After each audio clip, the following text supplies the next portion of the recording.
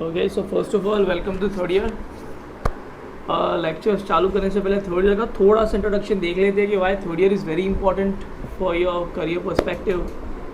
Degree के लिए क्यों इंपॉर्टेंट है, एक्सेट्रा एक्सेट्रा, कौन से सब्जेक्ट्स हम लोग देखने वाले हैं। थोड़ा सा एक फटाफट क्विक इंट्रोडक्शन देख लेते हैं। तो फर्स्ट ऑफ ऑल एक चीज़ ध्यान रखना कि अभी तक जो भी किया, यानी जितने भी सेमेस्टर्स के रिजल्ट थे देवर इतने इम्पोर्टेंट नहीं थे जितने अभी फिफ्थ और सिक्स सेमेस्टर का रिजल्ट होगा। क्योंकि जो आपकी डिग्री होगी ना, तो डिग्री के अंदर ऐसा समझो कि भाई आपका जो पॉइंटर्स लिखे होंगे उसके अंदर average of fifth and six semester का होगा। तो फिफ्थ एंड सिक्स का एवरेज ही आपकी डिग्री में काउंट होगा। अभी तक जो 1, 2, 3, 4 सेमेस्टर थे उनकी कोई अभी एक्चुअली इतनी ज़्यादा इंपॉर्टेंस नहीं, इंपॉर्टेंस तो उनकी भी है लेकिन इतनी नहीं जितनी फिफ्थ और सिक्स सेमेस्टर की है।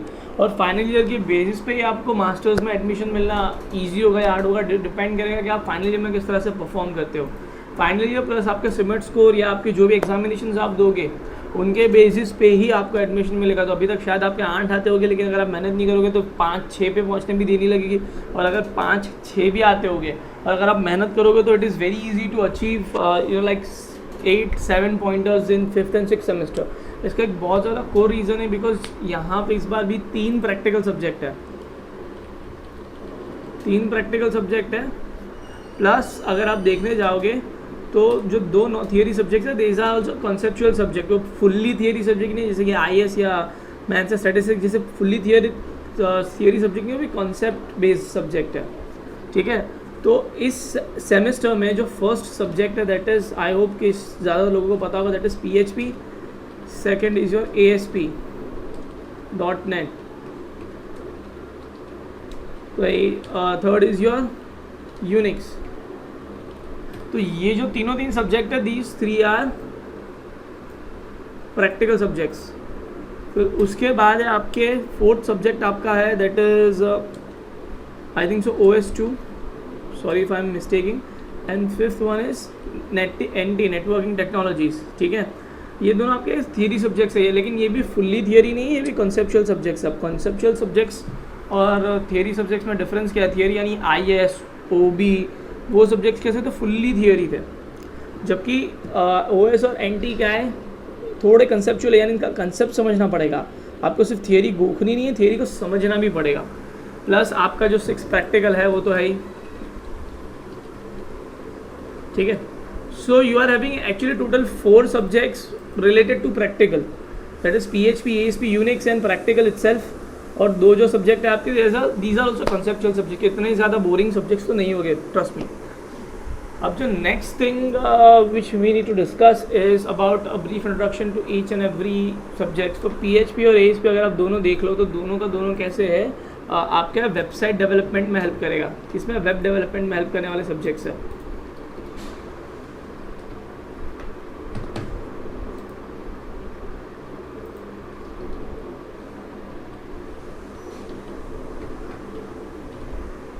और यूनिक्स बेसिकली आपका सर्वर या Unix is like a OS, operating system है, बट स्टिल इसको हम लोग क्यों पढ़ते हैं कि इंडस्ट्री लेवल पे यूनिक्स बहुत ज़्यादा यूज़ होता है। ठीक है, बिकॉज ओपन सोर्स है, हम लोग इस सब चीज़ के इस OS के ऊपर यूनिक्स में बहुत ज़्यादा डिस्कशन करने वाले ऑलरेडी। थोड़ा एक क्विक आइडिया देता है कि फ्री है, फ्री टू यूज़ है, बहुत सारे वर्जन्स अवेलेबल है। तो ये इंडस्ट्री लेवल पे विंडोज से ज़्यादा यूनिक्स यूज़ होता है, या आजकल के अभी तो उबंटू यूज़ होता है which is an advance version of Unix. ठीक है, और इसमें भी प्रैक्टिकल बहुत ज़्यादा है। ठीक है, अब प्रैक्टिकल तो it is a combination of all the 3 subjects. And OS1 आपने आपके प्रीवियस सेमेस्टर्स में पढ़ाई होगा। इसी का एक एक्सटेंशन आपका OS2। Then CA networking technologies या CN कंप्यूटर नेटवर्क्स, जो भी आप बोलो, it is related to network. अब ये नेटवर्क का सीन क्या है कि भैया देखो कि आप अगर कोई नेटवर्क क्रिएट करते हो कि कंप्यूटर्स के साथ कनेक्शन किस तरह से एस्टेब्लिश कर सकते हो, डेटा किस तरह से इंटरनेट में ट्रांसफ़र होता है, इंक्रिप्शंस क्या होता है, एक्सेट्रा, वो सारी चीज़ें आपके NT में कवर होने वाली है। Okay, so this was just a quick introduction. अब इतना ध्यान रखना भैया कि इस सेमेस्टर के अंदर ये जो 2 सब्जेक्ट्स है, ठीक है, वैसे तो आपको प्रैक्टिकल असाइनमेंट तो हर सेमेस्टर में मिलता है, लेकिन इन दोनों सब्जेक्ट्स के अंदर आपको छोटी सी मिनी प्रोजेक्ट बनाना पड़ेगा। ऑलमोस्ट सारे कॉलेजेस इन दोनों सब्जेक्ट्स में मिनी प्रोजेक्ट्स बनाते हैं। ये इतना ज़्यादा बड़े प्रोजेक्ट्स नहीं होंगे, छोटे लेवल के प्रोजेक्ट्स होंगे। यानी आपको एक छोटी सी वेबसाइट क्रिएट करनी होगी, डायनेमिक वेबसाइट। तो ये और ज़्यादा इंपॉर्टेंट हो जाता है कि हम लोग प्रैक्टिकल सब्जेक्ट्स पे और ज़्यादा फोकस करें, ठीक है, बिकॉज आपके मिनी प्रोजेक्ट्स भी हेल्प करेंगे, मिनी प्रोजेक्ट्स में भी आपके लेक्चर्स हेल्प करेंगे। नाउ आज मैं एक जेनेरिक इंट्रोडक्शन से स्टार्ट करूंगा। मैं आज इंट्रोडक्शन से स्टार्ट करूंगा वेब डेवलपमेंट के, ठीक है। Let me change the font colour first, size 2। अभी देखो वेब डेवलपमेंट क्या होता है कि आपको अल्टीमेटली वेबसाइट्स डेवलप करनी है, ठीक है। वेब डेवलपमेंट क्या होता है, अल्टीमेटली आपको वेबसाइट्स डेवलप करनी है। तो websites, what is website? Website is a collection of web pages. Ultimately websites क्या है? It is a collection of web pages.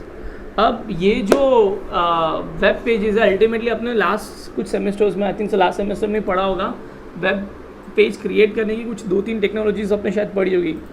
तो the first one was HTML, second was CSS and third was JavaScript।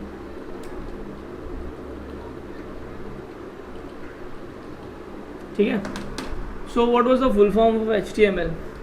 HTML का full form था hyper text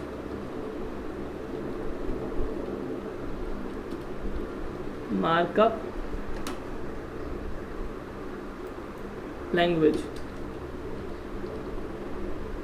ठीक है। CSS का full form था cascading style sheet. अगर मैं कोई स्पेलिंग मिस्टेक हो तो उसके लिए पहले से सॉरी। और थर्ड जावास्क्रिप्ट का कोई फुल फॉर्म है नहीं, जावास्क्रिप्ट इटसेल्फ अ वर्ड। तो now we will be discussing about JavaScript later in this sessions. JavaScript पर अभी फ़िलहाल हम लोग डिस्कशन नहीं करेंगे, हम लोग फिलहाल इन 2 चीज़ों पर डिस्कस करेंगे, that is HTML and CSS। तो अभी का लेक्चर है, फ़िलहाल का जो लेक्चर चल रहा है, it is not for PHP और नॉट फॉर ASP। मैं ना ASP वाला लेक्चर है ना PHP का। अभी जो कॉन्सेप्ट्स मैं आपको बता रहा हूँ वो दोनों में इंप्लीमेंट हो गए, PHP में भी इंप्लीमेंट होने वाले ये कंसेप्ट, और ये सेम कंसेप्ट आपके ASP में भी इंप्लीमेंट होने वाले। तो you can be considering it an introduction to web development. It is an introduction to web development जो दोनों में यूज़ होगा, PHP as well as ASP, ठीक है। So now let us discuss more about HTML thing. तो आपने last semester में HTML पढ़ा है, CSS पढ़ा है और जावास्क्रिप्ट पढ़ा है। So what is HTML? तो HTML जनरली किस चीज़ के लिए होता है? It is used to design web pages. HTML is used to design web pages, okay. या you can be saying structure of web pages कैसा होगा, वेब पेजेस कैसे होंगे, उन चीज़ के लिए हम लोग HTML यूज़ करते हैं। तो अगर HTML इटसेल्फ है ही या था, ऑलरेडी HTML था, तो CSS हमको यूज़ क्यों करनी पड़ती है? CSS का क्या रोल है हमारे वेब पेज डेवलपमेंट में? तो CSS एक्चुअली क्या क्यों यूज़ होती है? इट इज़ यूज्ड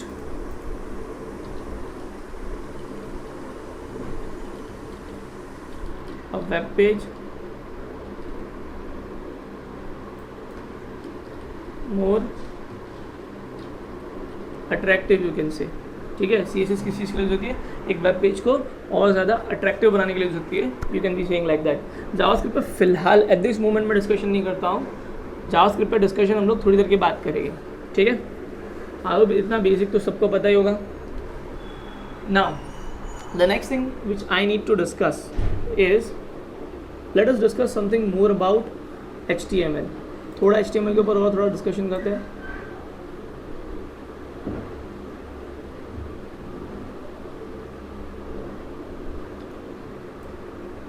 ओके, तो HTML जो है आपका वो ऑलमोस्ट कितने पार्ट्स में डिवाइडेड है? तो आपका HTML अगर आप देखने जाओ तो जनरली वो 2 पार्ट्स में डिवाइडेड है।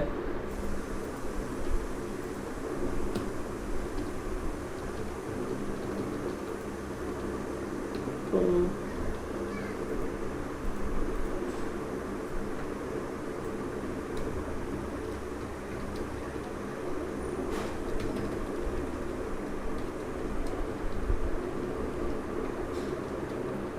तो जो आपका HTML है that is divided into two part. जो फर्स्ट पार्ट है वो कौन सा है, head, and let me close the head tag.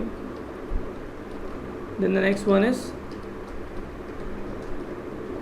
body, and let me close the body tag.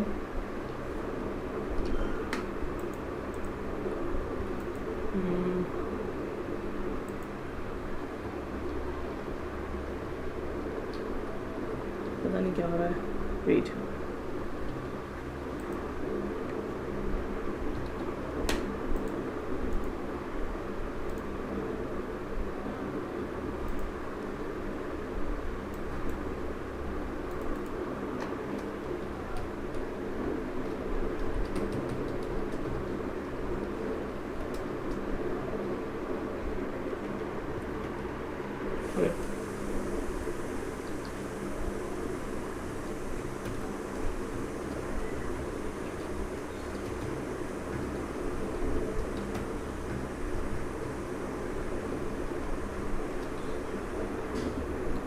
तो जो आपका HTML वो दो पार्ट में डिवाइडेड है, तो दो पार्ट डिवाइडेड एक्चुअली क्यों है, या दोनों की जो इम्पोर्टेंस है वो क्या है, ये देखते हैं थोड़ा। अगर जो आपका हेड टैग है, हेड टैग में किस टाइप के एलिमेंट्स होते हैं जनरली, अगर आपको याद हो तो इसमें होते हैं भैया स्क्रिप्ट टैग होती है, फिर उसके बाद स्टाइल, मेटा टैग, या फिर आप बोलो तो टाइटल टैग एक्सेट्रा। और बॉडी में किस टाइप के टैग्स होते हैं, P tag, button tag, input tag, या आप बोलो एच टैग, एच सीरीज जो भी होगी वो, ठीक है, एक्सेट्रा। तो अगर आप थोड़ा सा नोटिस करोगे तो जो आपका हेड टैग है, हेड टैग में ऐसे चाइल्ड्स है which are not directly visible to the user, ठीक है। हेड टैग में डायरेक्टली ऐसे चाइल्ड्स है जो which are not directly visible to the user. तो हम लोग लिख सकते हैं it is head tag is used for non printable slash elements, ठीक है। तो जो आपका एक्चुअल में हेड टैग है वो किस चीज़ के लिए यूज़ होता है, जनरली उसमें ऐसे एलिमेंट्स होते हैं जो नॉन प्रिंटेबल या नॉन डिस्प्लेबल होते हैं, जबकि बॉडी टैग किस चीज़ के लिए यूज़ होता है, डायरेक्टली प्रिंटेबल और डिस्प्लेबल एलिमेंट्स के लिए यूज़ होता है। Because input tag directly display होता है, बटन डायरेक्टली डिस्प्ले हो जाता है, पी डायरेक्ट डिस्प्ले होता है, एंड सो ऑन। ऐसा नहीं कि आप ये वाले टैग्स यहाँ नहीं लिख सकते, हाँ आप इसमें से स्टाइल और स्क्रिप्ट यहाँ लिख सकते हो बॉडी में भी। Okay, so I hope I am a bit clear with the HTML thing.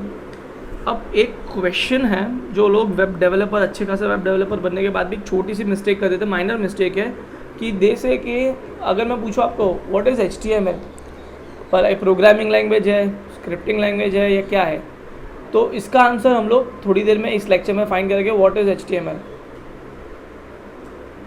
थोड़ी देर बाद हम लोग इसका आंसर देखेंगे, ठीक है। नाउ कुछ कंसेप्ट्स है जो हम लोगों को समझने होंगे अभी वेब डेवलपमेंट के लिए, विच आर वेरी इंपॉर्टेंट। तो वो कुछ कॉन्सेप्ट्स है भाई। सबसे पहले सर्वर वाला कंसेप्ट समझ लेते हैं कि सर्वर क्या होता है।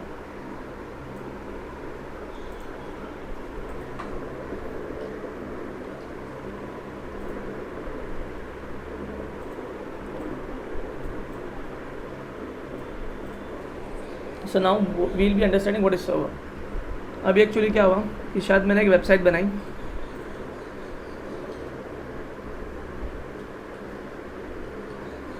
ठीक है, मैंने एक वेबसाइट बनाई, फॉर एग्जांपल एक्स्ट्रा बिट्स की वेबसाइट बनाई। अब व्हाट आई वांट इज़ कि लोग आए मेरी वेबसाइट पर और मेरी वेबसाइट को पूरे वर्ल्ड में कहीं से भी एक्सेस करें। मेरा गोल क्या है, मेरा एम क्या है कि जो भी मेरी वेबसाइट है लोग पूरी दुनिया में कहीं से भी आए। यानी फॉर एग्जांपल यहाँ पे एक मोबाइल है, एक डिवाइस ले लो मोबाइल, इसको साइड पे ले लेते हैं। फिर शायद हो सकता है कि एक कंप्यूटर है,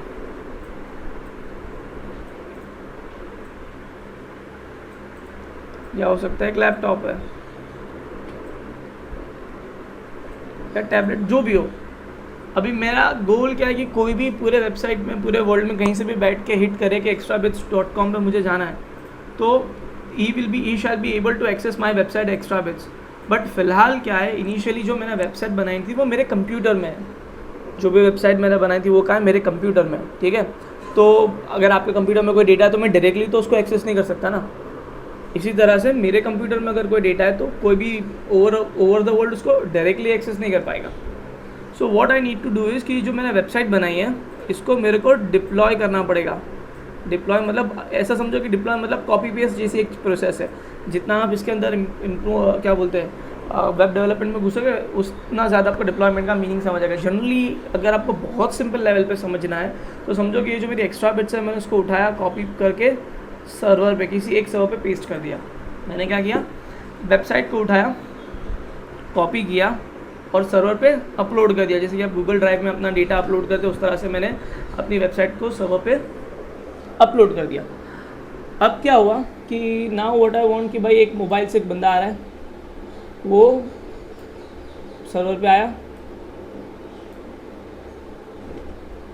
और नाउ ही उसने अपने ब्राउज़र में गया और टाइप करता है www.extra-bits.com। वो अपने ब्राउज़र में जाके क्या लिखता है, www.extra-bits.com। तो क्या होगा, if he is connected to internet, ठीक है। तो यहाँ पे मैं एक बादल जैसी चीज़ बना देते हैं। अगर ये जो कंप्यूटर है या जो भी है ये चीज़ इंटरनेट से कनेक्टेड है तो क्या होगा,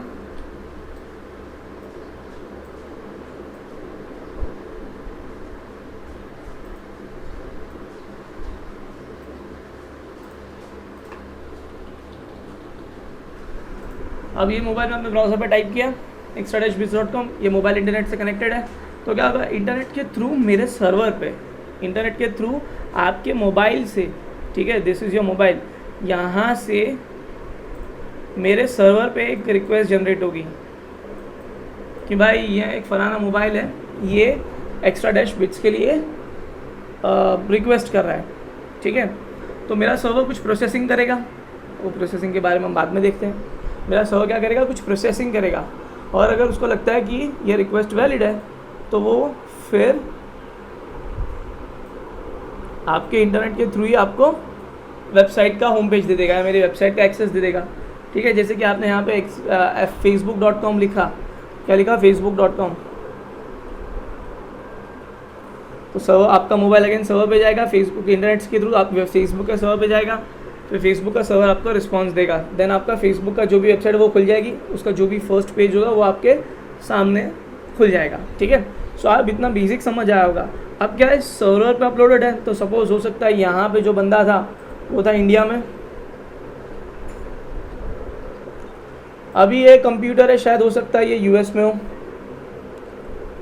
ठीक है। अगेन द सेम प्रोसेस, अगर ये बंदा अभी इंटरनेट से कनेक्टेड है तो ये मेरे वेबसाइट को रिक्वेस्ट कर सकता है, सर्वर प्रोसेसिंग करेगा, फिर सर्वर इसको खुद रिस्पांस दे देगा इंटरनेट के थ्रू। हो सकता है ये जो थर्ड बंदा है ये हो सकता है कि भैया अब ऑस्ट्रेलिया, अलास्का, कोई छोटा सा बोले यार, नेपाल में, ठीक है। सो नो प्रॉब्लम, वो इंटरनेट से कनेक्टेड है, भले ही मेरा सर्वर इंडिया का है लेकिन वो इंटरनेट से कनेक्टेड है ना, ठीक है, तो कोई प्रॉब्लम नहीं, तो मेरा सर्वर उसको भी रिस्पॉन्स देगा। तो actually what is server, server क्या होता है, अल्टीमेटली एक ऐसा मशीन है जो इंटरनेट के थ्रू कनेक्टेड है, ठीक है, और जिस पे आप अपनी वेबसाइट को डिप्लॉय करते हो। सर्वर क्या है, एक ऐसा मशीन है जिस पे आप अपनी वेबसाइट को डिप्लॉय करते हो। अब सर्वर पे वेबसाइट को डिप्लॉय करना यानी कॉपी पेस्ट करने से फ़ायदा क्या होगा कि पूरे वर्ल्ड में जितने भी डिवाइसेस इंटरनेट के साथ कनेक्टेड है वो आपकी वेबसाइट को एक्सेस कर पाएंगे। आई होप कितना समझ आया होगा। नाउ इसके बेसिस पे ये जो कंसेप्ट हमने देखा, इसके बेसिस पे हम लोगों को एक बहुत ज़्यादा इंपॉर्टेंट 2 मार्क्स के लिए क्वेश्चन आ रहा है जो तीन सब्जेक्ट्स में, यूनिक्स, पीएचपी और एएसपी में, तीन सब्जेक्ट्स में इंपॉर्टेंट है। That is client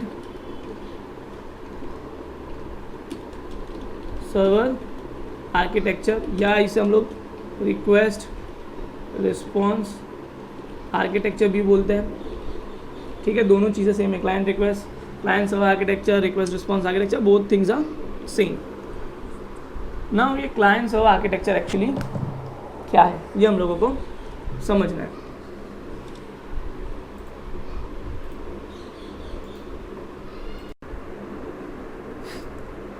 okay, so let us discuss about client server architecture और रिक्वेस्ट रिस्पॉन्स आर्किटेक्चर। ये होता क्या एक्चुअली, तो let us see it with an example.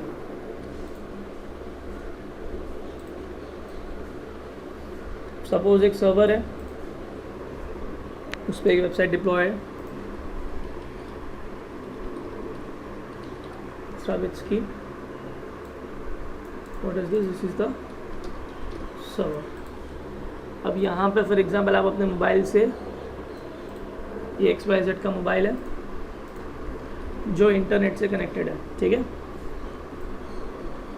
ये मोबाइल क्या इंटरनेट से कनेक्टेड है।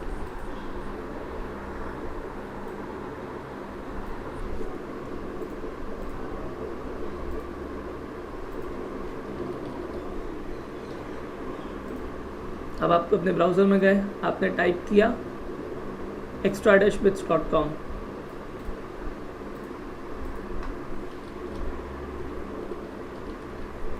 ठीक है, तो आपके जो इंटरनेट के थ्रू है ये जो रिक्वेस्ट किसको पहुंचेगी, सर्वर को, कि भाई ये फलाना बंदा है, इसने रिक्वेस्ट की extra-bits.com के लिए। तो सर्वर क्या करेगा, कुछ प्रोसेसिंग करेगा, पहले आपकी रिक्वेस्ट एक्सेप्ट करेगा, कुछ प्रोसेसिंग करेगा, ठीक है। अब ये प्रोसेसिंग क्या है ये थोड़ी देर बाद देखते हैं, ठीक है। सर्वर ने क्या किया, आपकी रिक्वेस्ट एक्सेप्ट की, प्रोसेसिंग की, और इंटरनेट के थ्रू अगेन आपको क्या सेंड करेगा, एक आपको जो भी वेबसाइट है, अगर आपकी रिक्वेस्ट जो है वो वैलिड है, आपकी रिक्वेस्ट में कोई प्रॉब्लम नहीं है, तो जो सर्वर है वो आपको क्या सेंड करेगा, आपकी वेबसाइट। तो ये जो प्रोसेस है, ठीक है, ये जो आपने प्रोसेस देखा कि आप कोई वेबसाइट का एड्रेस डाल के सर्वर से कुछ मांग रहे हो, तो इस प्रोसेस को हम लोग बोलेंगे रिक्वेस्ट। इस प्रोसेस को क्या बोलेंगे, रिक्वेस्ट। और यहाँ जो सर्वर आपको वापस रिटर्न में जो आंसर दे रहा है, इसको हम लोग बोलेंगे रिस्पॉन्स। इसको क्या बोलेंगे, रिस्पॉन्स, ठीक है। सो आई होप इतना तो क्लियर हुआ होगा कि जब भी आप किसी चीज़ के लिए, रिसोर्स के लिए सर्वर से कुछ रिक्वेस्ट करते हो, उस प्रोसेस को हम लोग बोलेंगे रिक्वेस्ट। और जब सर्वर आपको रिस्पॉन्स देता है तो उस प्रोसेस को हम लोग क्या बोलेंगे, रिस्पॉन्स बोलेंगे। So this is request response architecture. बस इतना नहीं है, थोड़ा सा और इसमें है। अब ज़रूरी नहीं है कि हर बार आप सिर्फ वेबसाइट के लिए सर्वर से डिमांड करोगे, they can be many things. आप क्या क्या मांग सकते हो सर्वर से, तो देखो, फर्स्ट थिंग वेब पेज हो सकता है, ऑडियो फाइल हो सकती है, वीडियो फाइल हो सकती है, या फिर कोई इमेज हो सकती है, या कुछ भी एक्सेट्रा, कोई भी मल्टीमीडिया, कुछ भी एक्सेट्रा, कुछ भी आप बहुत सारी चीज़ें मांग सकते हो। तो हम लोग एक्चुअली क्या बोलेंगे कि क्लाइंट, अब इसको क्यूमुलेटिवली हम लोग क्या बोलते हैं, चलो हाँ, इसको क्यूमुलेटिवली हम लोग ये थोड़ी बोलेंगे कि client request for web page, client request for an audio, client request for a video. हम इसको क्यूमुलेटिवली बोल देते हैं भैया कि client request for a resource. तो क्यूमुलेटिवली आप इस चीज़ को क्या बोलते, इन पाँचों पाँच जो भी जितनी भी चीज़ें आप क्यूमुलेटिवली इसको क्या बोल सकते हो, रिसोर्स। तो client request for a resource, client request for a resource, ठीक है। तो resource can be web page, resource can be audio, resource can be video, image, resource कुछ भी हो सकता है। तो हम लोग क्या बोलेंगे, client request for a resource. अभी जब क्लाइंट रिक्वेस्ट करता है तो उसके पीछे का थोड़ा सा प्रोसेस देखते हैं। ऐसे तो प्रोसेस बहुत बड़ा है, पर थोड़ा सिंप्लीफाइड वर्जन में देखते हैं कि जब आप किसी चीज़ के लिए रिक्वेस्ट करते हो तो क्या होता है। तो जैसे ही क्लाइंट ने रिक्वेस्ट की भैया कि हाँ भाई मुझे चाहिए, एक रिसोर्स चाहिए, तो सर्वर सबसे पहले क्या करता है, चेक करता है। ये प्रोसेसिंग पार्ट में सबसे पहले चेक करता है कि जो आपने रिसोर्स मांगा है, फॉर एग्जाम्पल आपने एक इमेज बोल दी, भाई मुझे इमेज चाहिए, या ये वीडियो चाहिए, या ये वेब पेज चाहिए, तो सर्वर सबसे पहले क्या करेगा कि भाई देखेगा, प्रोसेस करेगा कि भाई ये जो चीज़ मांग रहा है, ये जो यूज़र जो रिसोर्स मांग रहा है, ये रिसोर्स मेरे पास है या नहीं। अगर रिसोर्स है तो अगेन रिसोर्स को प्रोसेस किया जाएगा ह्यूमन रीडेबल फॉर्मेट में कन्वर्ट करने के लिए, ठीक है। किस में कन्वर्ट करेगा, जो भी रिसोर्स होगा उसको सर्वर ह्यूमन रीडेबल फॉर्मेट में कन्वर्ट करेगा। और अगर रिसोर्स नहीं हुआ तो भी रिस्पॉन्स मिलेगा। तो सबसे पहले क्या हुआ, आपने रिक्वेस्ट की, सर्वर देखेगा कि रिसोर्स मेरे पास है कि नहीं, अगर वो रिसोर्स है तो उस पर प्रोसेसिंग करेगा और प्रोसेसिंग करके आपको रिस्पॉन्स सेंड कर देगा कि लो भाई जो आपने रिसोर्स मांगा ना वो ये रिसोर्स ये रहा, ठीक है। तो रिस्पॉन्स में क्या जाएगा, जो भी रिसोर्स आपने मांगा होगा वो, या जो भी उसके रिलेवेंट इन्फॉर्मेशन होगी वो जाएगी। लेकिन अगर वो रिसोर्स सर्वर पे है ही नहीं, वो रिसोर्स सर्वर पे आपने मांगी भाई कि मेरे को ये XYZ वीडियो चाहिए या ये XYZ वेब पेज चाहिए, वो आपके सर्वर पे है ही नहीं, तो इस सिचुएशन में क्या होगा, सर्वर आपको एरर देगा। एरर कौन सा, 404 रिसोर्स नॉट फाउंड, ठीक है। काफ़ी बार आपने ये एरर देखा होगा, 404 page not found, 404 resource not found. तो अल्टीमेटली क्या होता है, रिस्पॉन्स में आपको या तो आप जो रिक्वेस्ट रिसोर्स कर रहे हो वो मिलेगा, या तो फिर आपको 404 रिसोर्स नॉट फाउंड का सर्वर एरर दे देगा आपके मोबाइल पे या डिवाइस पे, ठीक है। तो ये जो आपका इस सिचुएशन में सर्वर तो आपको समझ आ गया, और इस सिचुएशन में जो आपका मोबाइल है वो एक्चुअली क्या है, क्लाइंट, वो मांग रहा है, वो सर्विस चाहता है, सर्विस ले रहा है, that is why your mobile is client. अगर मोबाइल की जगह पे कंप्यूटर होता तो computer was also a client, अगर आप यहाँ पे लैपटॉप ले लो या टैबलेट ले लो तो दैट बिकम्स अ क्लाइंट। तो जो भी चीज़ सर्वर से रिक्वेस्ट करेगी इट इज़ अ क्लाइंट, और क्लाइंट को रिस्पॉन्स में क्या मिल सकता है, जो भी उसका रिसोर्स मांग रहा है वो, या तो कोई प्रॉपर एरर मैसेज। तो ये था आपका छोटा सा क्लाइंट सब आर्किटेक्चर, 2 मार्क्स में बहुत ज़्यादा इंपॉर्टेंट क्वेश्चन है, ठीक है, इसको याद रखना।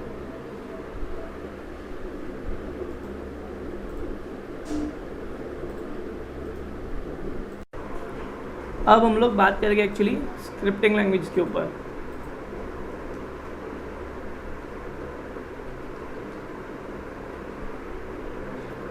सो जनरली स्क्रिप्टिंग लैंग्वेज एक बहुत ज़्यादा बड़ा कंसेप्ट है, उसके बहुत सारे पार्ट्स, डेफिनेशंस आपको अलग अलग जगह पे मिलेंगे।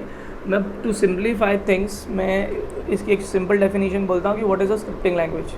तो it is used a language, you can be saying used for web development, ठीक है। You can be saying the scripting language is use for web development. Again this is not a 100% proper definition, but ये wrong definition भी बिल्कुल नहीं है, ठीक है, क्योंकि scripting language is a very complicated thing, उसको समझना बहुत ज़्यादा कॉम्प्लिकेटेड है। तो अभी उस चीज़ों के आप डेप्थ में ना जाते हो, उसको सिंप्लीफाई करने के लिए मैंने सिर्फ क्या बोल दिया, any language which can be use for web development is known as a scripting language, okay. Now there are 2 types of basically scripting language. Scripting language 2 type की होती है। तो जो पहली स्क्रिप्टिंग लैंग्वेज है that is your you can be saying like client side scripting language.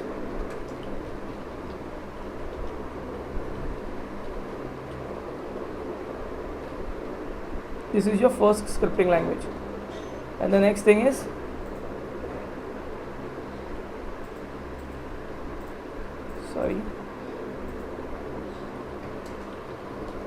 client side scripting language, and दूसरी होगी आपकी server side scripting language.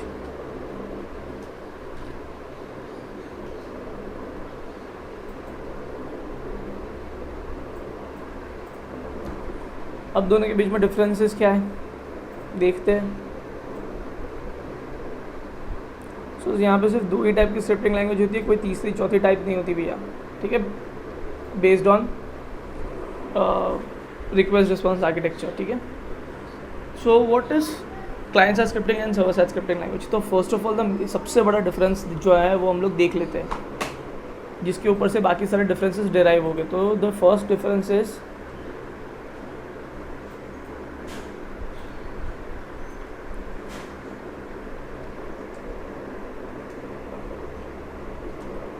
follows does not follow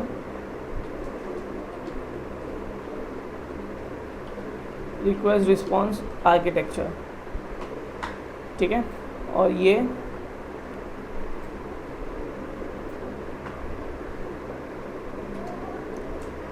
follows request response architecture, ठीक है। तो जो सबसे बड़ा और सबसे मेजर डिफरेंस है क्लाइंट साइड स्क्रिप्टिंग लैंग्वेज और सर्वर साइड स्क्रिप्टिंग लैंग्वेज के बीच में, वो कुछ ऐसा है कि जो क्लाइंट साइड स्क्रिप्टिंग लैंग्वेज है it does not follow request response architecture, whereas server side scripting language follows the request and response architecture. So इसका मतलब क्या है? Let us understand about it. तो सपोज एक वेब पेज है, same web page हम ले लेते हैं, ठीक है, इसके ऊपर 2 टेक्स्ट बॉक्स है,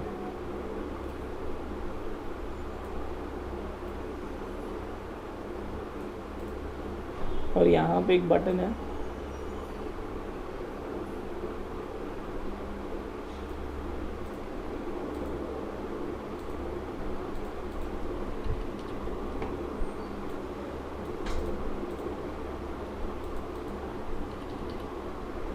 नंबर 1 नंबर 2, और यहाँ पे एक बटन है जिसका नाम है ऐड, ठीक है। यही सेम एग्जाम्पल इधर भी आएगा,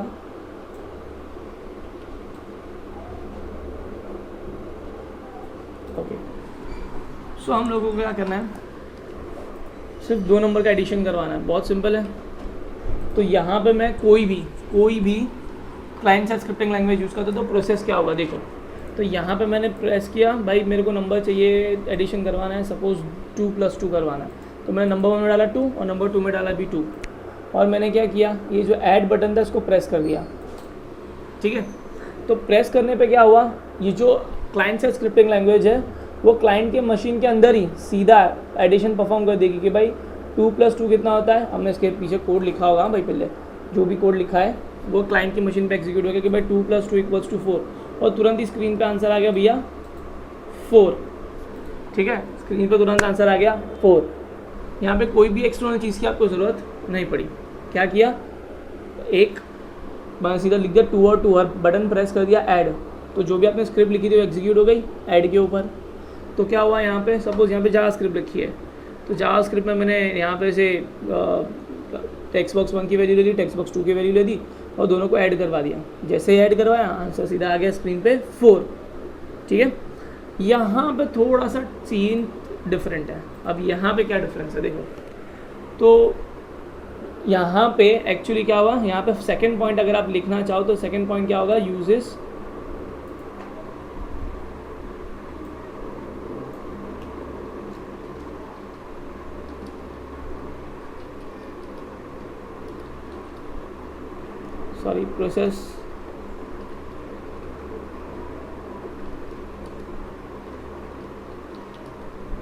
process/calculation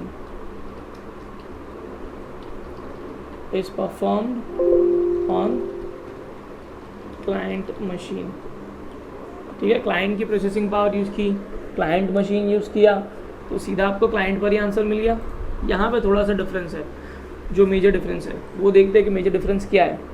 अभी सपोज यहाँ पे आपको 2 + 2 करवाना है, तो आपने टेक्स्ट बॉक्स में वैल्यू डाली 2, टेक्स्ट बॉक्स 2 में वैल्यू डाली भी 2, और आपने क्या किया, यहाँ पे ऐड बटन को प्रेस किया। तो अभी ये क्या है, सर्वर साइड स्क्रिप्टिंग लैंग्वेज, ठीक है। तो यहाँ पे क्या होगा, बीच में इन्वॉल्व हो जाएगा हमारे सर्वर काका। याद रखना, ये आपके मोबाइल या आपके डेस्कटॉप पे होगा जो भी पेज है। तो जैसे आपने ऐड बटन प्रेस किया तो ये क्या होगा, एक्चुअली एक रिक्वेस्ट जाएगी सर्वर को, ठीक है। जब भी आप पेज सबमिट करोगे रिक्वेस्ट जाएगी किसको, सर्वर को जाएगी। फिर सर्वर एक्चुअली परफॉर्म करेगा भाई कि 2 + 2 कितना होता है, तो भाई 2 + 2 = 4। ये प्रोसेस कौन कर रहा है, सर्वर प्रोसेस कर रहा है। और एक बार प्रोसेसिंग पूरी हो गई तो उसके बाद रिस्पॉन्स में आंसर सेंड करेगा सर्वर। सर्वर क्या करेगा, आपके रिस्पॉन्स में आंसर सेंड करेगा कि भाई 2 + 2 = 4, और उसके बाद यहाँ पे 4 डिस्प्ले होगा। तो you can see the difference, actual difference आप देख रहे हो। यहाँ पे सर्वर इंक्लूड, क्लाइंट साइड में सर्वर इंक्लूड थोड़ा सा भी नहीं हुआ, जो भी था 2 + 2 सीधा क्लाइंट के मशीन पर ही हो गया। जबकि यहाँ पे अगर आप देखो तो 2 + 2 ऐड किया, और छोटा सा, कितना छोटा सा काम था, इतने छोटे से काम के लिए भी आपका सर्वर इन्वॉल्व होगा, यानी आप कुछ भी करो, कोई भी प्रोसेस करो, बड़ी से छोटी, बड़ी प्रोसेस करो, छोटी प्रोसेस करो, सर्वर साइड स्क्रिप्टिंग लैंग्वेज में जो भी प्रोसेसिंग होगी वो कौन करेगा? आपका अल्टीमेटली सर्वर ही प्रोसेसिंग करेगा। आई होप इतना समझ आया होगा।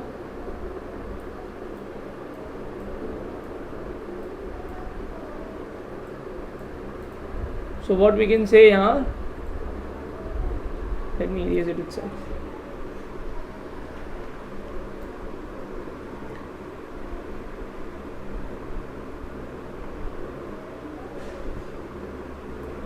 So this is the second point.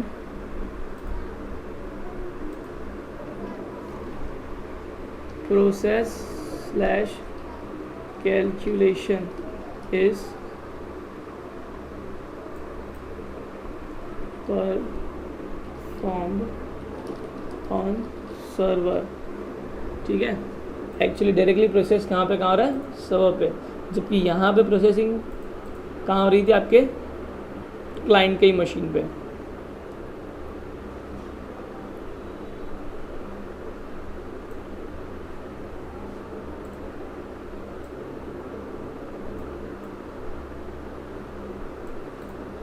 Okay, then the third point is speed. तो ऑब्वियसली देखो भैया, यहाँ पे क्या है कि इन कहीं पे भी कोई रिक्वेस्ट नहीं जा रही, खुद ही सब कुछ काम परफॉर्म हो रहा है। तो यहाँ पे हम लोग क्या करेंगे? इसकी speed auto obviously it is comparatively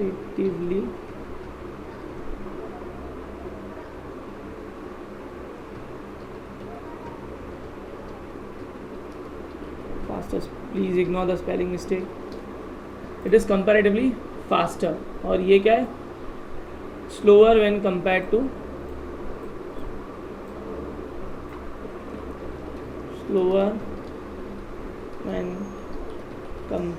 to client side scripting languages. Okay, और व्हेन कंपैरेटिवली, और ये क्या है? कंपैरेटिवली फास्टर है। सो नाउ एग्जाम्पल्स देख लेते हैं। तो यहाँ पे है एक्मा स्क्रिप्ट, ठीक है, और जावा स्क्रिप्ट,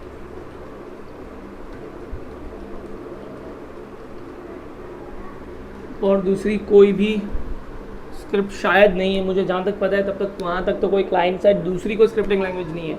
ठीक है, एक्चुअली अगर आप देखने जाओ ना तो ये जावा स्क्रिप्ट है, जावा स्क्रिप्ट भी एक्मा स्क्रिप्ट से बनी है। ठीक है, ECMA script is like a base या पेरेंट फॉर जावा स्क्रिप्ट, ये याद रखना। और बाकी जितने भी आप देखोगे जे क्वेरी है, या अभी जो नया मार्केट में चल रहा है रिएक्ट, पाइथन, नोड, वो सब या तो जावा स्क्रिप्ट के फ्रेमवर्क है या तो फिर वो जावा स्क्रिप्ट के लाइब्रेरीज है। ठीक है, यानी अल्टीमेटली आपको कोई लैंग्वेज बना के तो मैंने दी दी, लेकिन जब आप उसको कंपाइल ब्राउज़र पे देखोगे ना तो ब्राउज़र को सिर्फ जावा स्क्रिप्ट ही लगेगी, वो कोई नई टेक्नोलॉजी ब्राउज़र को समझ नहीं आएगी। उसको क्या लगेगा? ये जावा स्क्रिप्ट ही है। वो अल्टीमेटली कोई भी लैंग्वेज लो कन्वर्ट होकर जावा स्क्रिप्ट में ही आने वाली है। तो बेसिकली एक्मा स्क्रिप्ट और जावा स्क्रिप्ट दो इंपॉर्टेंट टेक्नोलॉजीज़ हैं किस पे? क्लाइंट साइड स्क्रिप्टिंग लैंग्वेज पे। जबकि अगर आप सर्वर साइड स्क्रिप्टिंग लैंग्वेज पे देखने जाओ तो बहुत सारी लैंग्वेजेस हैं, जैसे कि हम लोग ले लेते हैं PHP, ASP, ठीक है, फिर इवन जावा स्क्रिप्ट नहीं, जावा, ठीक है, then you can be saying Python, ETC। बहुत सारी लैंग्वेजेस है जो सर्वर साइड पे वर्क करती है, बट क्लाइंट साइड पे बेसिकली बहुत ज़्यादा कम है। ठीक है, नाउ अभी आप देख सकते हो कि यहाँ पे ये फास्टर है, ये रिसोर्स भी क्लाइंट का यूज़ कर रही है, तो सर्वर पे इफेक्ट कम जा रहा है, और सर जो भी कैलकुलेशन है क्लाइंट पे मशीन पर यूज़ हो रहा है, क्लाइंट का मशीन यूज़ हो रहा है, तो दिस इज़ फास्टर। इकोनॉमिक भी है क्योंकि सर्वर यूज़ कम होगा। तो हम लोग सिर्फ और सिर्फ क्लाइंट साइड स्क्रिप्टिंग लैंग्वेज क्यों यूज़ ना करें? हम server side scripting language use ही क्यों करें? That can be a question. तो एक्चुअली जो डेटाबेस कनेक्टिविटी वगैरह होती है वो हम लोग जनरली किसके थ्रू करते हैं? सर्वर साइड स्क्रिप्टिंग लैंग्वेज के थ्रू करते हैं। डेटाबेस कनेक्टिविटी से जो भी इंपॉर्टेंट या फिर वैलिडेशन है या वो सब चीज़ें हम लोग सर्वर साइड स्क्रिप्टिंग लैंग्वेज के थ्रू करते हैं। लेकिन जो बेसिक चीज़ें हैं जैसे कि एडिशन करवा देना, मल्टीप्लिकेशन करवाना, जो चीज़ें जिनके ऊपर बहुत ज़्यादा लोड ना लगे, वो सारी चीज़ें हम लोग क्लाइंट साइड स्क्रिप्टिंग लैंग्वेज से करवा देते हैं। ठीक है, तो एक्चुअली जब भी आप कोई वेबसाइट देखते हो तो जनरली कोई भी website, most of major websites जो होगी ना, is a combination of server side as well as client side scripting language. ठीक है, तो ऐसा नहीं हो सकता या तो सिर्फ आप सिर्फ client side scripting language use करो, या ऐसा नहीं कि आप सिर्फ सर्वर साइड स्क्रिप्टिंग लैंग्वेज ही यूज़ करो। जिसकी जहाँ ज़रूरत है आप उस चीज़ को वहाँ पे यूज़ करो। ठीक है, अब आपके दिमाग में ये क्वेश्चन उठ रहा होगा कि भाई क्लाइंट साइड स्क्रिप्टिंग लैंग्वेज कहाँ कहाँ यूज़ होती है और सर्वर साइड स्क्रिप्टिंग लैंग्वेज कहाँ कहाँ यूज़ होती है। तो जैसे सेमेस्टर जैसे जैसे खत्म होगा वैसे आपको इसका आंसर मिल जाएगा। आपके दिमाग में ये चीज़ भी क्लियर हो जाएगी कि सर्वर साइड स्क्रिप्टिंग लैंग्वेज कहाँ यूज़ होती है और क्लाइंट साइड स्क्रिप्टिंग लैंग्वेज एक वेबसाइट में बनाने के लिए कहाँ यूज़ होती है, या कहाँ दोनों के पार्ट्स कहाँ हैं। होप कि समझ आएगा आपका बेसिक इंट्रोडक्शन। तो जो आज का इंट्रोडक्शन था was introduction to a web development process. It was not an introduction to PHP या ASP, it was an introduction to both. भाई वेब डेवलपमेंट क्या होती है, ठीक है। और एक चीज़ याद रखना, जो 2 या 4 मार्क्स के अंदर ये स्क्रिप्टिंग लैंग्वेज और is the difference between client side scripting language and server side scripting language बहुत ज़्यादा इंपॉर्टेंट है। तो ये नोट कर लेना, ये है रिक्वेस्ट रिस्पॉन्स आर्किटेक्चर है। ये 2 क्वेश्चंस 2 या 4 मार्क्स में बहुत ज़्यादा इंपॉर्टेंट है, इसको नोट डाउन कर लेना। आई होप समझ आएगा। और अगर आपको कोई भी क्वेश्चन होगा तो व्हाट्सएप में ग्रुप में मैसेज कर दो या फिर पर्सनल में मैसेज कर दो, ठीक है। चलो लेट्स सी, बाय।